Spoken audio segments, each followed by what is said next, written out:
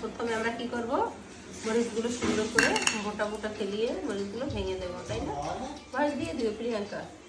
সবকটি দিয়ে দেবো মরিচ, দেন অনেকগুলো না চালটা দিয়ে দিয়ে। এই যে এখানে আমাদের চালটা মাখার প্রসেসিং শুরু হয়েছে, মানে মাখতেছে দিদি। এই যে এখানে সব কিছু আগে ঘুষিয়ে নেওয়া হয়েছে। ঠিক আছে, দেখো লবণ কিন্তু অনেকটাই লাগবে, যেহেতু টক, প্রচুর টক।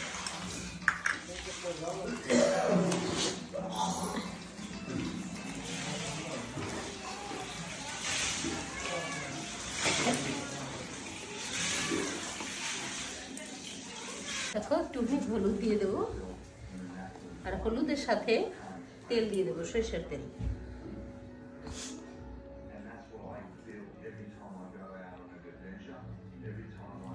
বেশি দেবো না,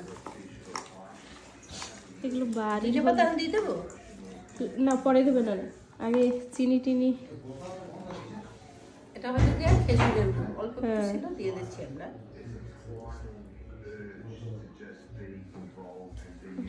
ফোনে কি হলো?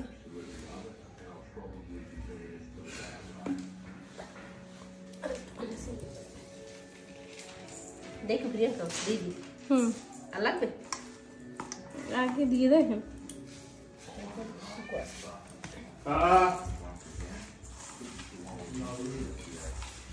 খেজুরের গুড়টাই মজা লাগে।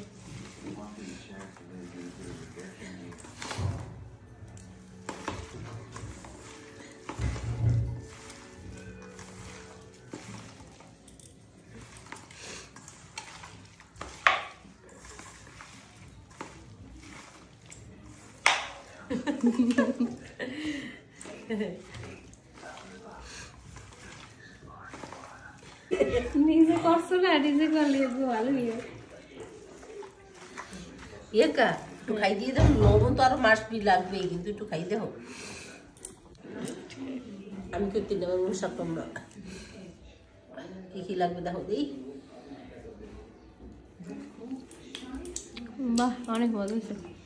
লবণ লাগবে না, চিনিও লাগবে না, ঝাল লাগে বলে একটু মরিচটা শেষে এখন দিয়ে দিতেছি নাকি। ধনে পাতাটা দিয়া আর একটু মাখতে হবে, ভালো করে চটকাতে হবে, চটকাতে অনেক মজা হয়েছে।